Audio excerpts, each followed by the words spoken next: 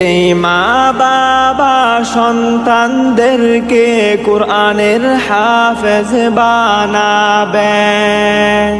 হাসরে আল্লাহ তাদের মাথায় নূরের মুকুট পরাবেন।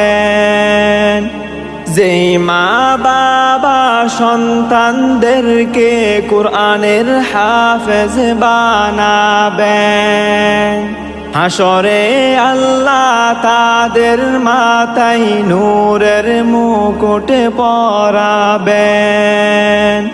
যেই নূরের মুকুট উজ্জ্বল হবে আকাশের সূর্যের মতো।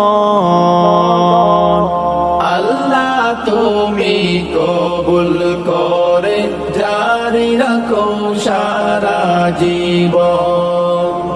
আল্লাহ তুমি কবুল করে জারি রাখো সারা